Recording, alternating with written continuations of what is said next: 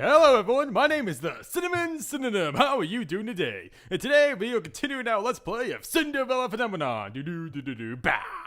So when we left off, apparently, we were talking to this gray-haired fuck in shining armor. I don't like where this is going. Yeah, I don't like it either.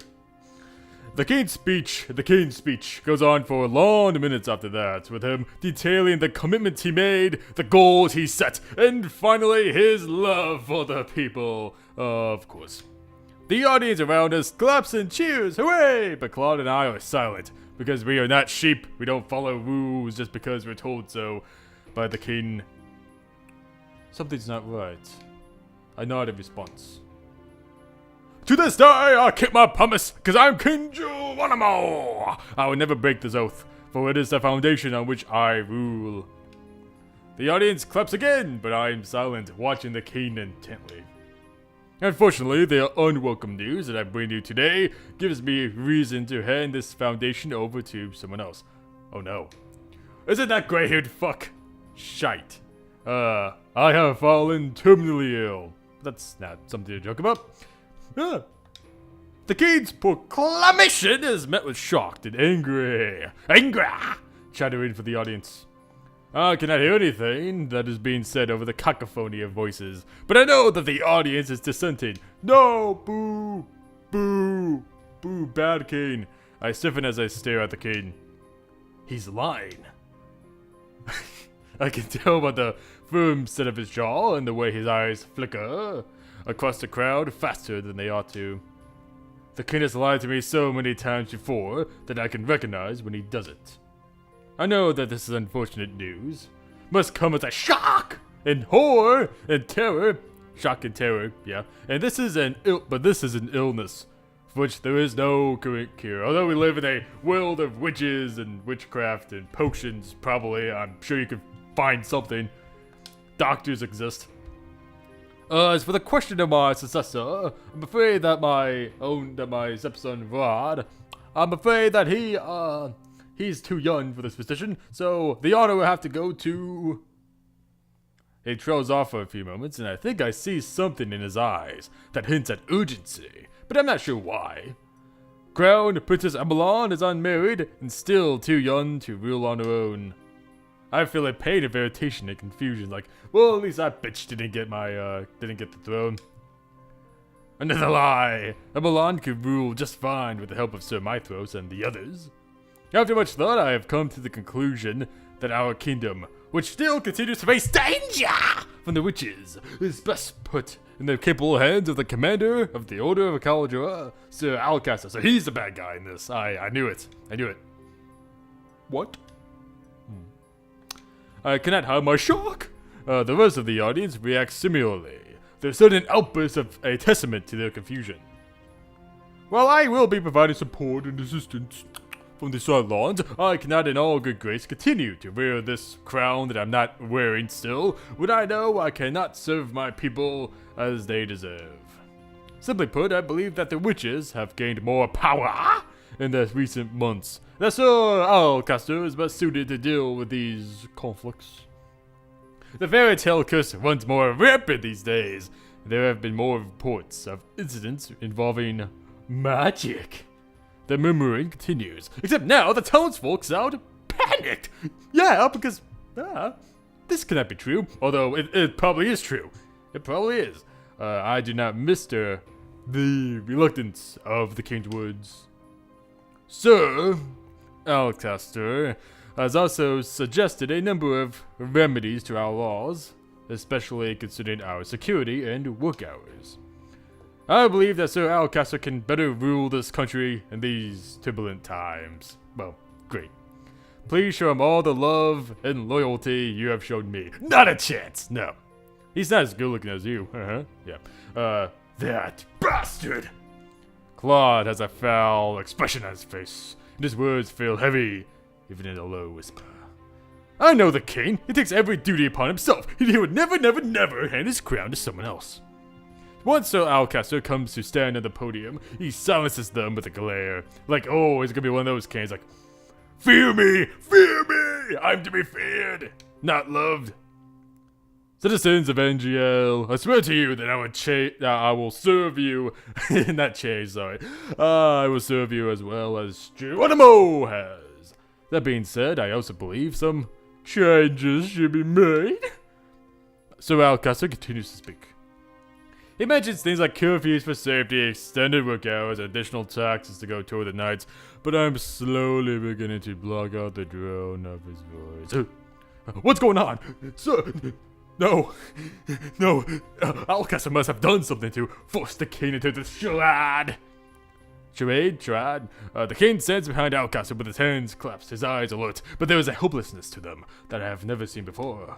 It isn't long before the crowd's unsettled murmuring becomes agitated whispering. I am stunned when Claude cups his hand to his mouth. It starts shouting, "There is only one king! Except when he dies and there'll be another king, and it's called a succession. I guess I've never heard of it. King Geronimo!" Claude grips my hand and starts leading me around the outskirts so that people cannot spot him as he continues to shout. Nice. The crowd begins to chant along with Claude because they're helpless sheep, and then they draw nearer to the stage where my father and Alcaster are standing. There is only one king, King Geronimo! There is only one king, King Geronimo! Geronimo! Let's go, Lucette! The crowd is right next to the platform now. The chant carries on. Claude pulls me behind him, but my mind is on my father and his desperate eyes. Even he does not deserve such torment. Hours later, the merchant's tavern is chaotic, baby. People are talking over each other, trying to relay the scene that they saw in town today. Every visitor here is talking about what they witnessed. Yeah, there was no TV or Facebook or Twitter back in the good old days. I have been in the corner of the room this entire time, trying to understand everyone, but failing. The lower and parfait are not here to calm all the chaos. Where are they? Rumple. Oh, you douchebag. Hey, princess. How are you feeling? I almost jump when I hear Rumple's voice. Surprise! I can feel when a damsel is in distress, milady. I'm not in the mood for your flirting, Rumple. My apologies. I thought you might have wanted some cheering up. Well, that's nice of you, I guess. Where's your partner? He went out to town to survey the situation. Karma doesn't do anything around the tavern, but does a whole lot for you, doesn't he? I suppose that's the least a man in love can do. In love? I have never heard of such a thing. Oh my, oh. I feel myself blush. What is Rumple going on about? Princess, you're pink. I'm not. My mind feels all scrambled now. This is all Rumple's fault. Thankfully, before Rumple can continue talking, the door opens and Delora walks inside to call all the merchant boarders into the reception room. We have a situation, code red, code red. When I step into the reception room, I am surprised to see two familiar figures standing beside Parfait. Is it Rod and Emelan? I'm good at guessing. Emelan and Rod. Both of them look downtrodden and discouraged. I like that word, downtrodden. I'm gonna use that from now on. Everyone is noticeably shocked as they step inside. The prince and princess? Where did they come from? What is happening at the palace? What of Queen Ophelia? She's dead. We need silence in the room, everyone. Delora raises her voice, effectively causing everyone to pause. She glances at Parfait, who nods, and then turns to look at Rod and Emelan. Princess Emelan, if you would tell everyone what you told Delora and I. The room is unnaturally quiet as Emelan begins her story. She starts with the events of 1 week ago.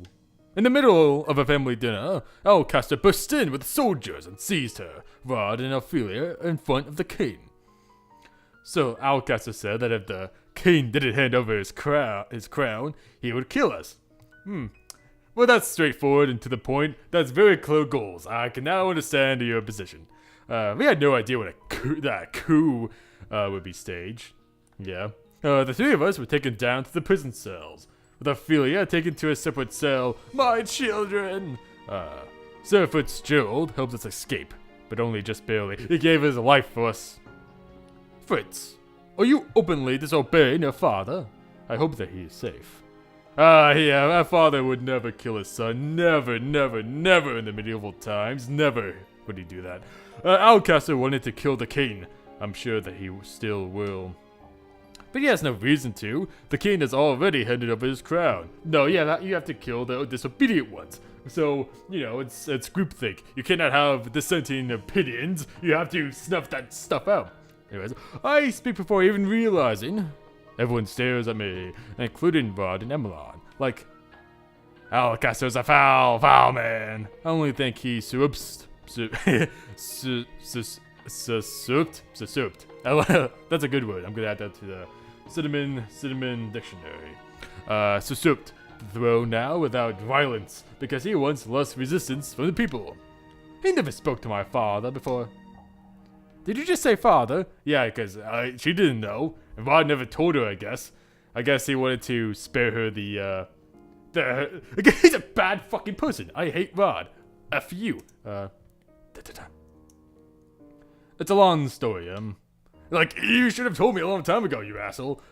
You had months. You had months to tell me. Emelon looks between Rod and I, her expression confused. You know each other? Yeah. We do. He hates me, I hate him. It's a very beneficial relationship. Oh, wait, no. Emelon looks like she wants to say something, but she remains silent. Our mother is still inside the palace. We need to save her somehow! And Sir Fitzgerald! What happened to Fritz? We don't know. He helped us escape, but we were spotted at the last minute. He told us to run ahead and leave him behind like a true hero. We didn't see him again after that. And we couldn't just wait. So Rod brought me here. Right now, we need to piece together the situation as quickly as we can, and then figure out a way to save the king. Yay. I knew Alcaster was up to something, but I never thought it would escalate to this. Julian, what do you know about this?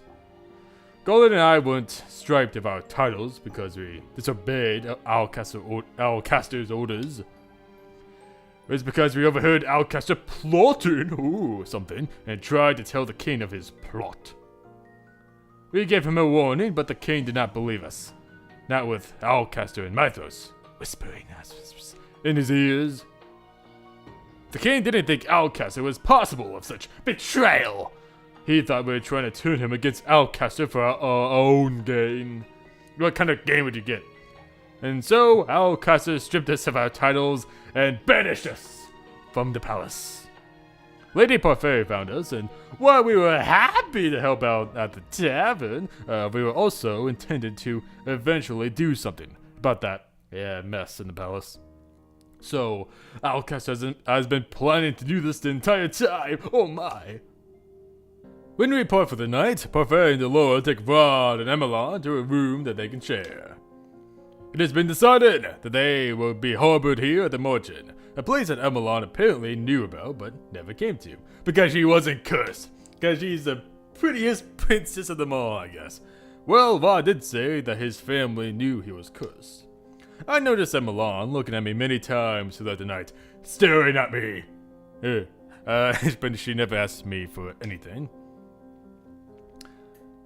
I mean, do they have chores? Do they have to work? If not, then that's bullshit. Anyways, the next few days are a muddled mess. Everyone is busy trying to find out what happened, and about what can be done to help the king. The king! Long live the king! I'm sweeping the tavern half-heartedly one day, my thoughts on everything but my chores. Everyone's been trying to do something to help out the last few days.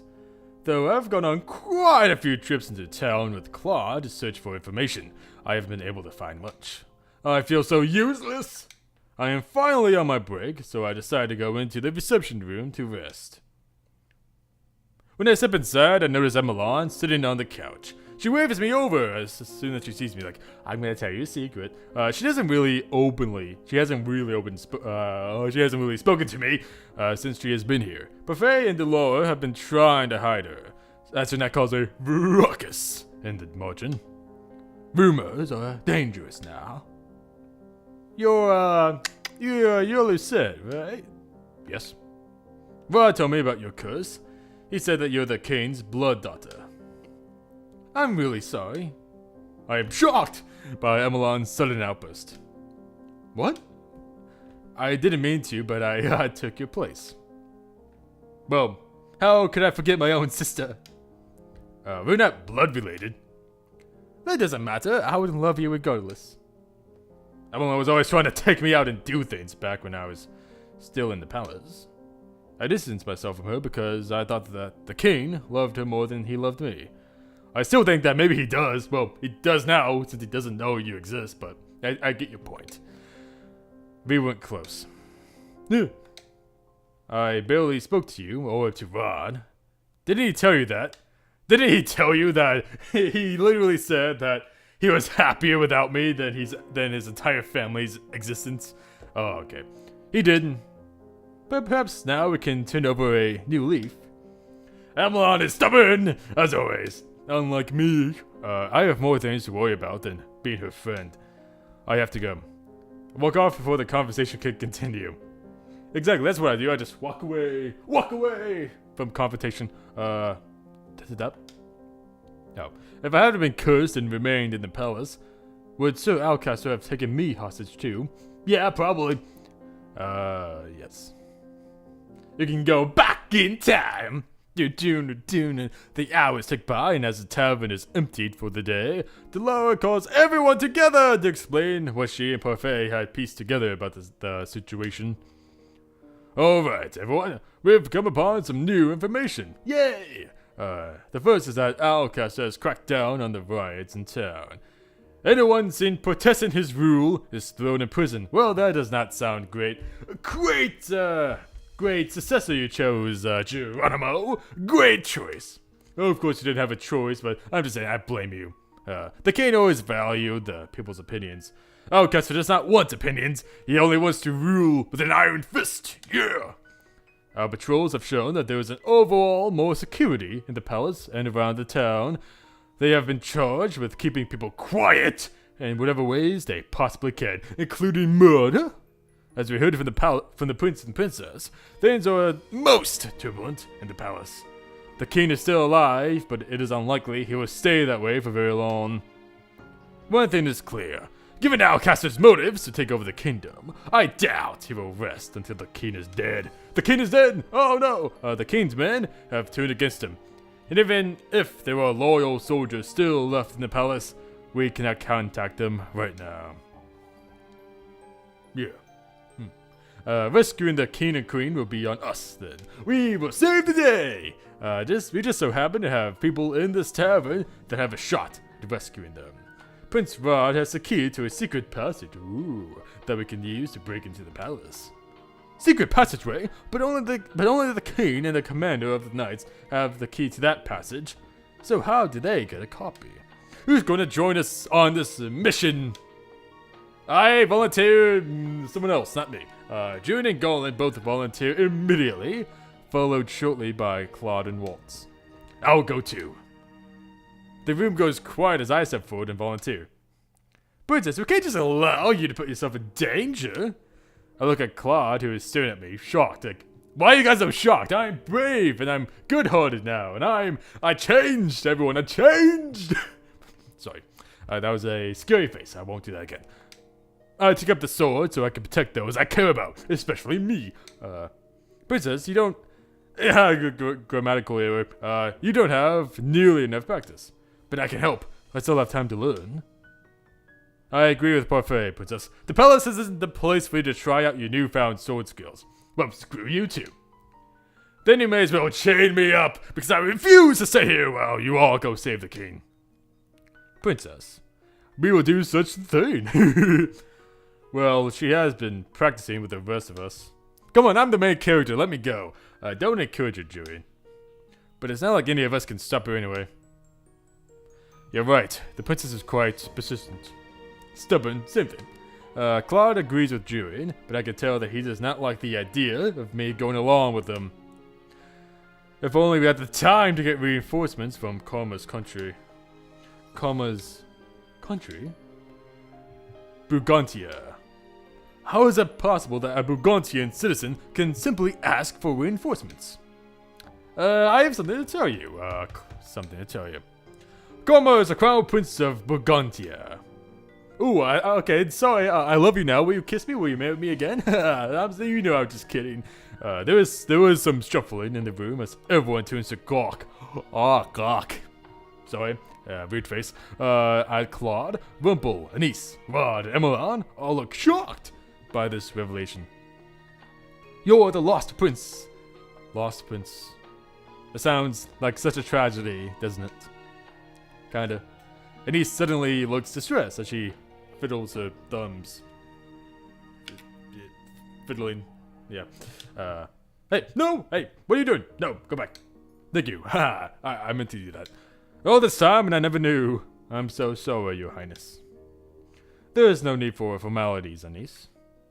But I am the lost prince after all. I keep my lineage a secret because right now I am just a normal commoner. But you're the prince! Couldn't you still ask for reinforcements? Even if I did ask for reinforcements, I'm pretty sure that they would never come in time. Besides, I can't go back to my kingdom just yet. He can't go back while he's still cursed. Yeah, duh. The conversation continues in a more solemn tone. Eventually, we start speaking of our plan to enter the palace. When the details are all finalized, I repeat everything myself to make certain that I know what is meant to happen. Kill myself. No. Walt will lead us to the palace then, and Jurin and Golan will follow right behind him, watching for the most immediate enemies. Leave it to us! We'll deal with any resistance before it touches you, princess. And Kama will be watching from the back, along with Deloa.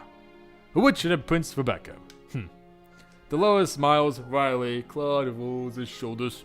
Yeah, let's do this, baby! I would like to think of us as more the closing act. I like you, man. Though it all goes according to plan, we will all have no need for either the opening or closing act. It is a small task force, which is better. The smaller, the better. The last thing we want is to be noticed. Yeah, time to save the world! We decide to meet again over the course of the next week to finalize our plan and carefully survey the situation in town before parting. Claude is taking me to training me, Jurin and Golan at the same time. Just the other day, he had all of us attack him together. Yeah, dogpile. Even though I am nowhere near as good as I trained tonight, I still managed to hit him once. I feel like things are coming to some sort of conclusion. Oh no, really? And yet, I still haven't done 3 good deeds. I don't know. What happened? I don't know.